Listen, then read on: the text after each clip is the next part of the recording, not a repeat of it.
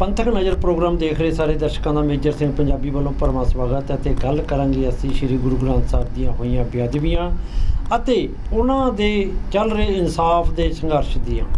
ਸਾਡੇ ਨਾਲ ਮੌਜੂਦ ਨੇ ਡਾਕਟਰ ਖੁਸ਼ਹਾਲ ਸਿੰਘ ਜੀ। ਡਾਕਟਰ ਖੁਸ਼ਹਾਲ ਸਿੰਘ ਜੀ, ਵਾਹਿਗੁਰੂ ਜੀ ਕਾ ਖਾਲਸਾ ਵਾਹਿਗੁਰੂ ਜੀ ਕੀ ਫਤਿਹ। ਡਾਕਟਰ ਜੀ, ਬੜੀ ਵੱਡੀ ਗੱਲ ਹੈ ਕਿ ਪੰਜਾਬ ਦੇ ਵਿੱਚ ਇੰਨੀਆਂ ਬੇਅਦਬੀਆਂ ਹੋਈਆਂ ਗੁਰੂ ਗ੍ਰੰਥ ਸਾਹਿਬ ਦੀਆਂ 2015 ਤੋਂ ਲੈ ਕੇ ਹੁਣ ਤੱਕ 3 ਵਾਰ ਸਿੱਟਾਂ ਵੀ ਬਣ ਚੁੱਕੀਆਂ ਨੇ, ਪਰ ਅੱਜ ਤੱਕ ਜਿਹੜੀ ਆ ਕਿ ਇਨਸਾਫ ਸਾਹਮਣੇ ਨਹੀਂ ਆਇਆ। ਹਰ ਵਾਰ ਨਵੀਂ ਗੱਲ ਕੋਈ ਆ ਜਾਂਦੀ ਆ, ਕੋਈ ਨਾ ਕੋਈ ਨਵੀਂ ਚੀਜ਼ ਸਾਹਮਣੇ ਲਿਆ ਕੇ ਰੱਖ ਦਿੱਤੀ ਜਾਂਦੀ ਆ ਕਿ ਜਿਹਦੇ ਨਾਲ ਸਿੱਖ ਪੰਥ ਪੰਬਲ ਪੋਸੇ ਵਿੱਚ ਪੈਂਦਾ ਜਾ ਰਿਹਾ। ਅਤੇ ਕੀ ਸਾਰਾ ਮਾਜਰਾ ਹੈ, ਕਿਉਂ ਇਹ ਅਜਿਹਾ ਹੋ ਰਿਹਾ ਹੈ? ਮੇਜਰ ਸਿੰਘ ਜੀ, ਜਦੋਂ ਅਸੀਂ ਗੁਰੂ ਗ੍ਰੰਥ ਸਾਹਿਬ ਦੀ ਬੇਅਦਬੀ ਦੀ ਗੱਲ ਕਰਦੇ ਹਾਂ ਅਤੇ ਉਹਦੇ ਵਿੱਚ ਸਾਨੂੰ ਸਿੱਖਾਂ ਦਾ ਜਿਹੜੀ ਵਿਰਾਸਤ ਹੈ, ਸਿੱਖਾਂ ਦਾ ਜਿਹੜਾ ਇਤਿਹਾਸ ਹੈ, ਉਹਦੇ 'ਚ ਨਜ਼ਰ ਮਾਰਨੀ ਪਏਗੀ। ਅਸਲ ਵਿੱਚ ਜਿਹੜੀ ਗੁਰੂ ਗ੍ਰੰਥ ਸਾਹਿਬ ਜੀ ਦਾ ਸਥਾਨ ਹੈ ਸਿੱਖ ਪੰਥ ਦੇ ਵਿੱਚ ਹੈ ਕੀ ਹੈ, ਉਹਦਾ ਸਤਿਕਾਰ ਹੈ ਕੀ ਹੈ। ਉਹਦੇ ਵਿੱਚ ਜੇ ਅਸੀਂ ਦੇਖਦੇ ਹਾਂ ਕਿ ਸਿੱਖ ਸਮਾਜ ਉਸ ਨੂੰ ਕਿਸ ਤਰ੍ਹਾਂ ਜਿਹੜਾ ਜਦੋਂ ਕੋਈ ਧਿਰ ਸਰਕਾਰ ਜਾਂ ਕੋਈ ਵੀ ਵਿਅਕਤੀ ਗੁਰੂ ਗ੍ਰੰਥ ਸਾਹਿਬ ਦੀ ਬੇਅਦਬੀ ਕਰਨ ਦੀ ਕੋਸ਼ਿਸ਼ ਕਰਦਾ ਆ ਤਾਂ ਉਹਦਾ ਸਿੱਖ ਸਮਾਜ ਕਿਸ ਤਰ੍ਹਾਂ ਰਿਸਪੌਂਸ ਕਰਦਾ ਆ। ਜੇ ਇਤਿਹਾਸ ਦੇ ਨਜ਼ਰੀਏ 'ਤੇ ਦੇਖੀਏ ਤਾਂ ਪਹਿਲ ਇਹ ਹੁੰਦੀ ਹੈ ਬੰਦਾ ਸਿੰਘ ਬਹਾਦਰ ਦੀ ਸ਼ਹਾਦਤ ਤੋਂ ਬਾਅਦ, ਜਦੋਂ ਮੁਗਲ ਸਰਕਾਰ ਹੈ ਜਿਹੜੀ ਉਹਦੇ ਕਰਿੰਦੇ ਗੁਰਦੁਆਰਾ ਥੰਮ ਸਾਹਿਬ ਦੇ ਵਿੱਚ ਕਰਤਾਰਪੁਰ 'ਚ ਪਹਿਲੇ ਗੁਰੂ ਗ੍ਰੰਥ ਸਾਹਿਬ ਦੀ ਬੇਅਦਬੀ ਕਰਦੇ ਆ ਅਤੇ ਉਹਦੇ ਤੋਂ ਸਿੱਖਾਂ ਦਾ ਜਿਹੜਾ ਪ੍ਰਤੀਕਰਮ ਹੁੰਦਾ ਉਹ ਸੜਕਾਂ 'ਤੇ ਆ ਕੇ ਸਰਕਾਰੀ ਖਜ਼ਾਨਾ ਲੁੱਟਦੇ ਆ ਅਤੇ ਸਰਕਾਰ ਨਾਲ ਸਿੱਧਾ ਟਕਰਾਅ ਹੁੰਦਾ ਆ। ਤਾਂ ਇਸੇ ਦ੍ਰਿਸ਼ਟੀ ਦੇ ਜਾਂ ਇਸੇ ਫਨੋਮਨੇ ਨੂੰ ਅੱਗੇ ਅਸੀਂ ਜੇ ਲੈ ਜਾਈਏ ਤਾਂ ਜਦੋਂ ਜਿਹੜਾ ਆ 2015 ਵਾਲੀ ਬੇਅਦਬੀ ਹੈ ਜਿਹੜੀ ਅਸੀਂ ਇੱਥੇ ਇਹਦੇ ਸੰਦਰਭ 'ਚ ਗੱਲ ਕਰ ਰਹੇ ਹਾਂ, ਅਤੇ ਇਹ ਬੇਅਦਬੀ ਜਿਹੜੀ ਹੈ ਇਹ ਅਕਾਲੀ ਸਰਕਾਰ ਪੰਜਾਬ ਦੇ ਵਿੱਚ ਸੀਗੀ ਅਤੇ ਬੇਅਦਬੀ ਕਰਨ ਵਾਲੀ ਧਿਰ ਨੇ ਵਾਰਨਿੰਗ ਦੇ ਕੇ ਪੋਸਟਰ ਛਾਪ ਕੇ ਬੇਅਦਬੀ ਕੀਤੀ ਸੀ। ਅਤੇ ਬੇਅਦਬੀ ਕਰਾਉਣ ਵਾਲੀਆਂ ਏਜੰਸੀਆਂ, ਕਰਨ ਵਾਲੇ ਜਿਹੜੇ ਲੋਕ ਸੀ, ਉਹ ਸਾਰੇ ਸਿਆਸੀ ਗਿਣਤੀਆਂ ਮਿਣਤੀਆਂ ਦੇ ਹਿਸਾਬ ਨਾਲ ਚੱਲ ਰਹੇ ਸੀ। ਸ਼੍ਰੋਮਣੀ ਅਕਾਲੀ ਦਲ ਨੇ ਕਿਸੇ ਜਿਹੜਾ ਆ ਕੋਈ ਏਜੰਸੀ ਦੇ ਟਰੈਪ 'ਚ ਆ ਕੇ ਇਸ ਚੀਜ਼ ਨੂੰ ਇਜਾਜ਼ਤ ਦਿੱਤੀ ਕਿ ਇਹਨੂੰ ਹੋਣ ਦਿੱਤਾ ਸੀ। ਕਹੀਏ ਸ਼੍ਰੋਮਣੀ ਅਕਾਲੀ ਦਲ ਭਾਵੇਂ ਸਿੱਧਾ ਅਨਵਾ ਲਓ ਇਹ 'ਚ ਨਾ ਹੋਵੇ, ਪਰ ਉਹਦੀ ਜਿਹੜੀ ਹੈਗੀ ਆ ਉਹ ਇਹਦਾ ਵੇਸਲਾਪਨ ਸਿੱਖ ਸਿਧਾਂਤਾਂ ਨਾਲ ਦੂਰੀ, ਸਿੱਖ ਲੋਕ ਧਾਰਾ ਨਾਲੋਂ ਜਿਹੜਾ ਉਹਦੇ ਵਿੱਥ ਸੀਗੇ, ਉਹਦਾ ਜਿਹੜਾ ਫਾਇਦਾ ਉਠਾਉਂਦਾ ਹੋਇਆ ਜਿਹੜੇ ਸਿੱਖ ਦੁਸ਼ਮਣ ਤਾਕਤਾਂ ਸੀ ਉਹਨਾਂ ਨੇ ਬੇਅਦਬੀ ਨੂੰ ਅੰਜਾਮ ਦਿੱਤਾ। ਅਤੇ ਜਿਸ ਤਰੀਕੇ ਨਾਲ ਫਿਰ ਸ਼੍ਰੋਮਣੀ ਅਕਾਲੀ ਦਲ ਦੀ ਸਰਕਾਰ ਨੇ ਉਸ ਨੂੰ ਟੈਕਲ ਕਰਨ ਦੀ ਕੋਸ਼ਿਸ਼ ਕੀਤੀ ਜਾਂ ਉਸ ਨਾਲ ਜਿਹੜਾ ਉਹਦੇ ਪ੍ਰਤੀ ਉਹਨਾਂ ਰਵੱਈਆ ਅਪਣਾਇਆ, ਉਹ ਵੀ ਬਹੁਤ ਮੰਦਭਾਗਾ ਸੀ।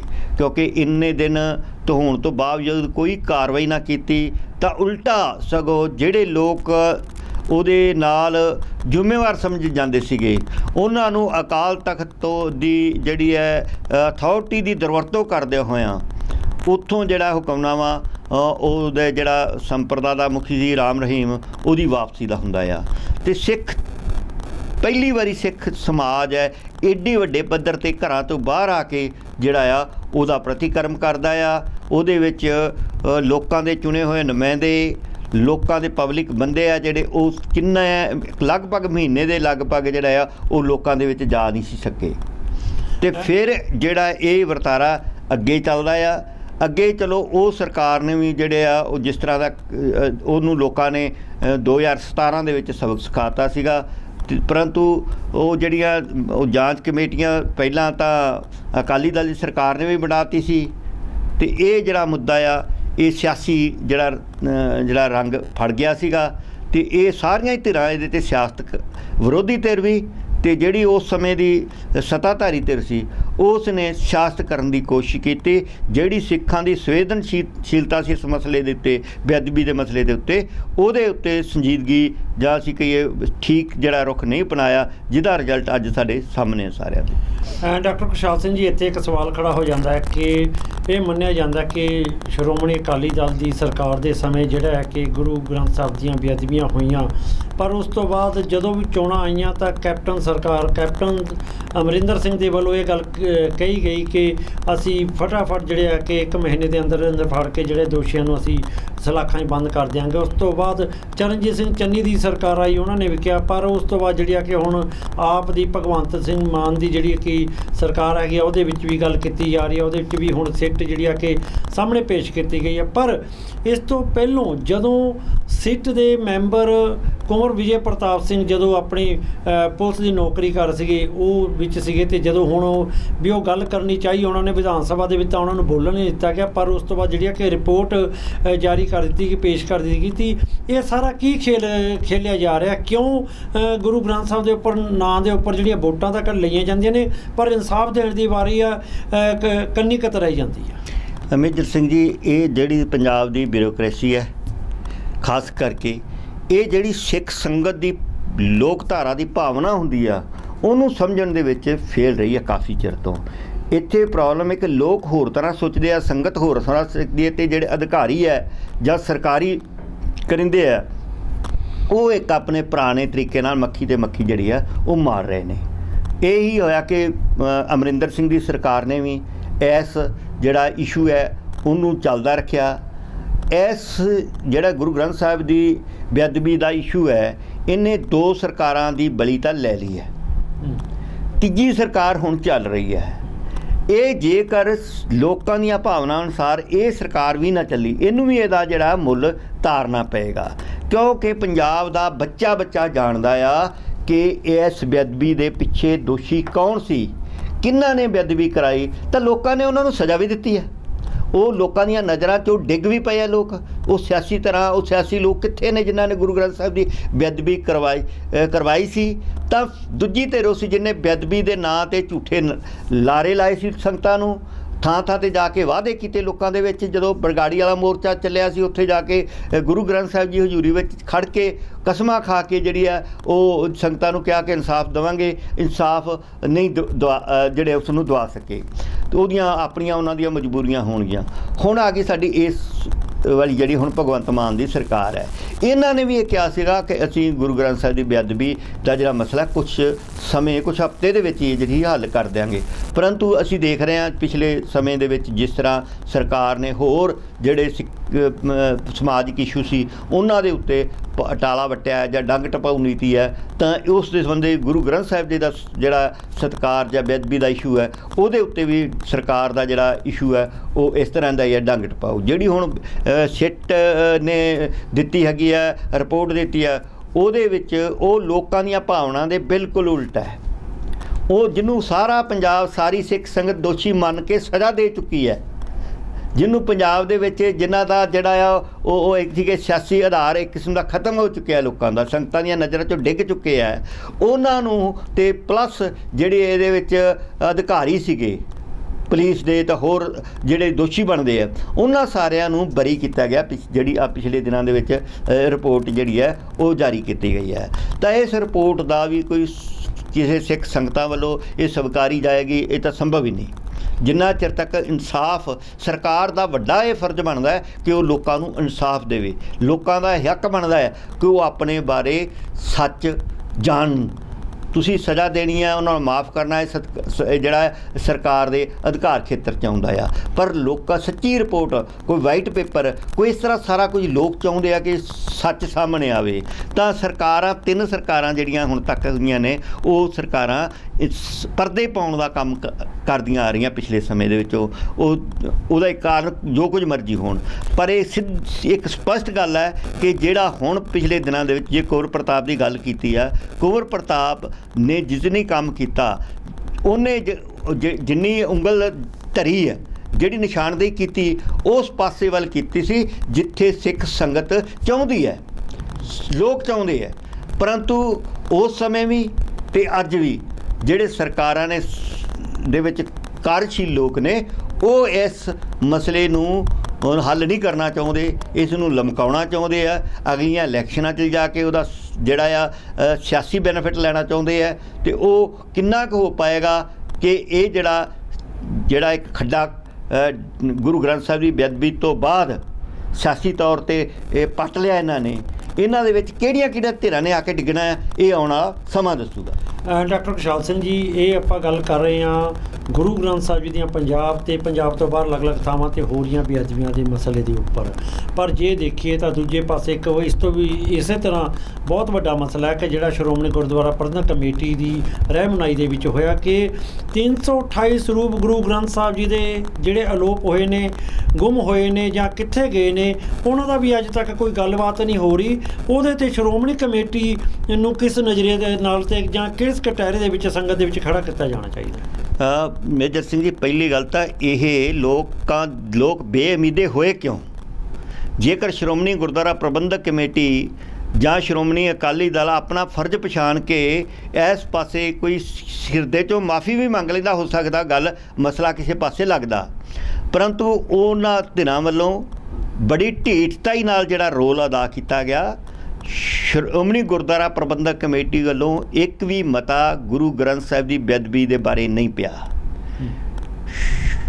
ਅਕਾਲ ਤਖਤ ਸਾਹਿਬ ਦੇ ਜਥੇਦਾਰ ਸਾਹਿਬ ਨੇ ਜਿਹੜੀ ਬਰਗਾੜੀ 'ਚ ਬੇਅਦਬੀ ਹੋਈ ਉਹਦੇ ਉੱਤੇ ਕੋਈ ਕਮੈਂਟ ਨਹੀਂ ਦਿੱਤਾ, ਕਿਤੇ ਕਦੀ ਨਿਸ਼ਾਨਦੇਹੀ ਨਹੀਂ ਕੀਤੀ। ਜਿਹੜੇ ਉਹਦੇ ਦੋਸ਼ੀ ਸਿਆਸੀ ਲੋਕ ਨੇ ਉਹਨਾਂ ਦੀ ਸਗੋਂ ਮਦਦ ਕੀਤੀ ਆ, ਉਹਨਾਂ ਦੀ ਸਹਾਇਤਾ ਕੀਤੀ ਆ।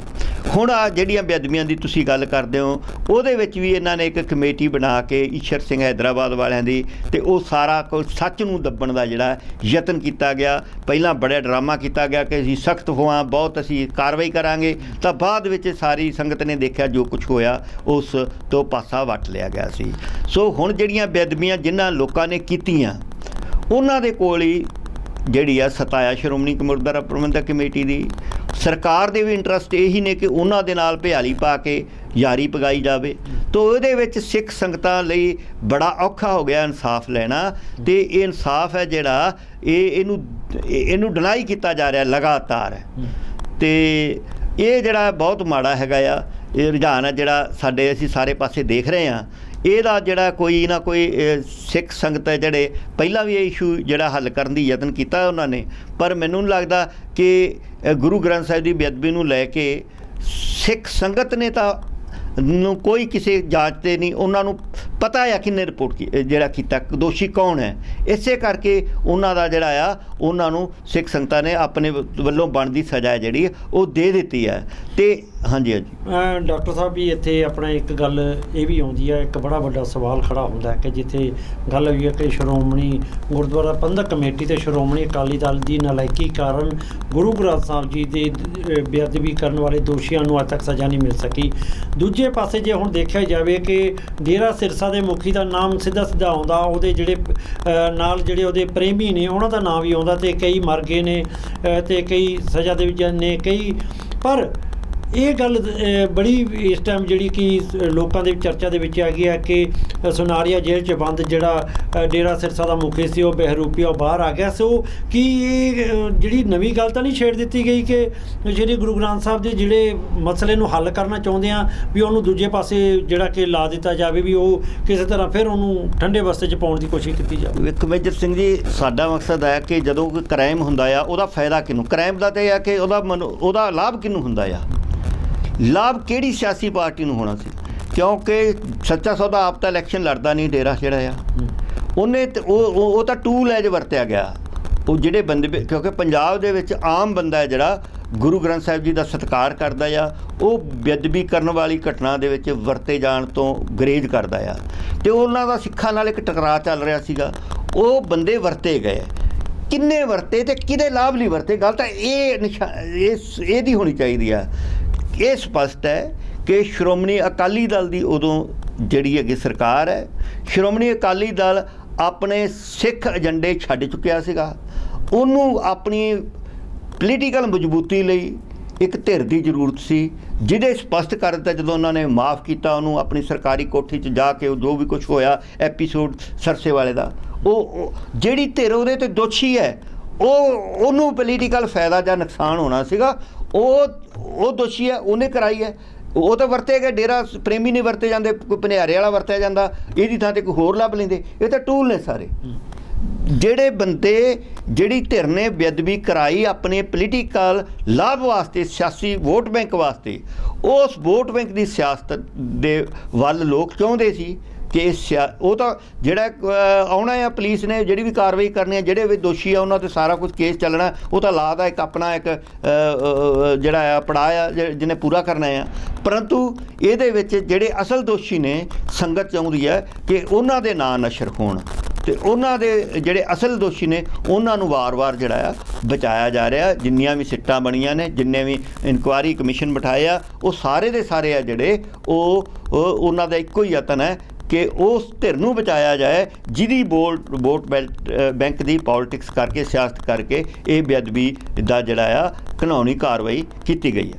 ਡਾਕਟਰ ਖੁਸ਼ਹਾਲ ਸਿੰਘ ਜੀ, ਸਮਾਂ ਇਜਾਜ਼ਤ ਨਹੀਂ ਦਿੰਦਾ, ਸਮਾਂ ਆਪਣਾ ਹੋ ਚੁੱਕਿਆ, ਅਤੇ ਪਰ ਜਾਂਦੇ ਜਾਂਦੇ ਤੁਹਾਡੇ ਕੋਲ ਇਹ ਜ਼ਰੂਰ ਪੁੱਛਣਾ ਚਾਹਾਂਗੇ, ਸੰਗਤਾਂ ਨੂੰ ਇਹ ਦੱਸਿਆ ਜਾਵੇ ਕਿ ਕੇਂਦਰੀ ਸ਼੍ਰੀ ਗੁਰੂ ਸਿੰਘ ਸਭਾ ਵੱਲੋਂ ਅੱਜ ਤੱਕ ਬੜੇ ਵੱਡੇ ਕਾਰਜ ਕੀਤੇ ਜਾਂਦੇ ਨੇ। ਹਮੇਸ਼ਾ ਹੀ ਜੋ ਪੰਥ ਦੇ ਵਿੱਚ ਦੁਵਿਧਾ ਆਉਂਦੀ ਹੈ ਜਾਂ ਕੋਈ ਗੱਲਬਾਤ ਹੁੰਦੀ ਆ, ਉਹਦੀ ਤੇ ਜਿਹੜੀ ਆ ਕੇ ਗੱਲ ਕੀਤੀ ਜਾਂਦੀ ਹੈ, ਉਸ ਨੂੰ ਚੱਕਿਆ ਜਾਂਦਾ ਹੈ। ਸ਼੍ਰੀ ਅਕਾਲ ਤਖਤ ਸਾਹਿਬ ਨਾਲ ਵੀ ਸੰਪਰਕ ਕੀਤਾ ਜਾਂਦਾ, ਚਿੱਠੀ ਲਿਖੀ ਜਾਂਦੀ ਹੈ, ਸ਼੍ਰੋਮਣੀ ਗੁਰਦੁਆਰਾ ਪ੍ਰਬੰਧਕ ਕਮੇਟੀ ਨੂੰ ਵੀ ਜਾਣੀ ਕਿ ਉਹਦੇ ਬਾਰੇ ਲਿਖਿਆ ਜਾਂਦਾ ਹੈ। ਅਤੇ ਹੁਣ ਇਸ ਮਸਲੇ ਦੇ ਉੱਪਰ ਪੰਥਕ ਧਿਰਾਂ ਨੂੰ ਕਿਸ ਤਰ੍ਹਾਂ ਤੁਸੀਂ ਲਾਮਬੰਦ ਕਰੋਗੇ? ਪੰਥਕ ਧਿਰਾਂ ਨੂੰ ਤੁਸੀਂ ਕੀ ਕਹਿਣਾ ਚਾਹੁੰਦੇ? ਦੇਖੋ, ਪੰਥਕ ਧਿਰਾਂ ਨੇ ਆਪਣੇ ਵੱਲੋਂ ਪੰਥਕ ਅਸੈਂਬਲੀ ਕੀਤੀ ਸੀਗੀ ਇਸ ਇਸ਼ੂ ਦੇ ਉੱਤੇ।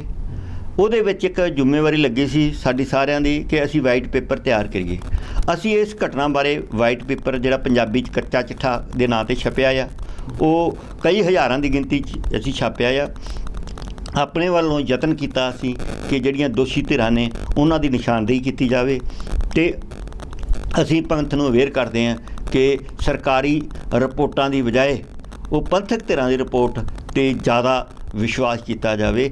ਜਿਹੜੇ ਯਤਨ ਕੀਤਾ ਜਾ ਰਿਹਾ ਬਿਨਾਂ ਕਿਸੇ ਸਿਆਸੀ ਲਾਭ ਤੋਂ ਜਿਹੜਾ ਆ ਉਹ ਸੱਚ ਨੂੰ ਖੋਜਣ ਦਾ, ਅਸੀਂ ਆਪਣੇ ਵੱਲੋਂ ਨਿਮਾਣਾ ਜਿਹਾ ਯਤਨ ਕੀਤਾ ਆ ਆਪਣੇ ਸੀਮਿਤ ਸਾਧਨਾਂ ਰਾਹੀਂ, ਅਤੇ ਅਸੀਂ ਤਾਂ ਆਪਣੇ ਵੱਲੋਂ ਉਹਦੇ ਵਿੱਚ ਯਤਨ ਕੀਤਾ ਹੈ। ਅੱਗੇ ਵੀ ਯਤਨ ਜਾਰੀ ਰਹਿਣਗੇ, ਜਿਸ ਤਰ੍ਹਾਂ ਦੀ ਹਕੂਮਤ ਵੱਲੋਂ ਜਾਂ ਜਿਹੜੇ ਦੋਸ਼ੀ ਲੋਕ ਨੇ ਉਹਨਾਂ ਵੱਲੋਂ ਜਿਸ ਤਰ੍ਹਾਂ ਦੇ ਪੰਥ ਨੂੰ ਗੁੰਮਰਾਹ ਕਰਨ ਦੇ ਯਤਨ ਕੀਤੇ ਜਾਂਦੇ, ਅਸੀਂ ਉਹਦੇ ਜਿਹੜੇ ਆ ਪਰਦੇਫਾਸ਼ ਕਰਦੇ ਰਹਾਂਗੇ। ਬਹੁਤ ਬਹੁਤ ਧੰਨਵਾਦ ਡਾਕਟਰ ਖੁਸ਼ਹਾਲ ਸਿੰਘ ਜੀ, ਤੁਸੀਂ ਆਪਣਾ ਜਿਹੜਾ ਕੀਮਤੀ ਸਮਾਂ ਦੇ ਕੇ ਪੰਥਕ ਨਜ਼ਰ ਪ੍ਰੋਗਰਾਮ ਦੇ ਵਿੱਚ ਤੁਸੀਂ ਆਪਣੇ ਵਿਚਾਰ ਪੇਸ਼ ਕੀਤੇ ਨੇ। ਅਤੇ ਸੋ ਇਹ ਅੱਜ ਦੀ ਪ੍ਰੋਗਰਾਮ ਵਿੱਚ ਡਾਕਟਰ ਖੁਸ਼ਹਾਲ ਸਿੰਘ ਜੀ ਨੇ ਦੱਸਿਆ ਕਿ ਕੇਂਦਰੀ ਸ੍ਰੀ ਗੁਰੂ ਸਿੰਘ ਸਭਾ ਦੇ ਵੱਲੋਂ ਕੱਚਾ ਚਿੱਠਾ ਵਾਈਟ ਪੇਪਰ ਵੀ ਜਿਹੜਾ ਛਾਪਿਆ ਗਿਆ ਸੀ, ਅਤੇ ਉਹ ਜ਼ਰੂਰ ਪੜ੍ਹਨਾ ਚਾਹੀਦਾ, ਅਤੇ ਪੰਥਕ ਧਿਰਾਂ ਨੂੰ ਸੁਚੇਤ ਰਹਿਣਾ ਚਾਹੀਦਾ ਹੈ ਤਾਂ ਜੋ ਸ੍ਰੀ ਗੁਰੂ ਗ੍ਰੰਥ ਸਾਹਿਬ ਜੀ ਬੇਦਬੀ ਕਰਨ ਵਾਲੇ ਦੋਸ਼ੀਆਂ ਨੂੰ ਸਖਤ ਤੋਂ ਸਖਤ ਸਜ਼ਾਵਾਂ ਮਿਲ ਸਕਣ। ਸੋ ਜੁੜੇ ਰਹੋ ਅੱਜ ਦੇ ਪ੍ਰੋਗਰਾਮ 'ਤੇ। ਜਲਦੀ ਅਸੀਂ ਨਵਾਂ ਪ੍ਰੋਗਰਾਮ ਲੈ ਕੇ ਤੁਹਾਡੇ ਰੂਬਰੂ ਹੋਵਾਂਗੇ। ਦਿਓ ਇਜਾਜ਼ਤ। ਤੁਹਾਡਾ ਆਪਣਾ ਮੇਜਰ ਸਿੰਘ ਪੰਜਾਬੀ। ਵਾਹਿਗੁਰੂ ਜੀ ਕਾ ਖਾਲਸਾ, ਵਾਹਿਗੁਰੂ ਜੀ।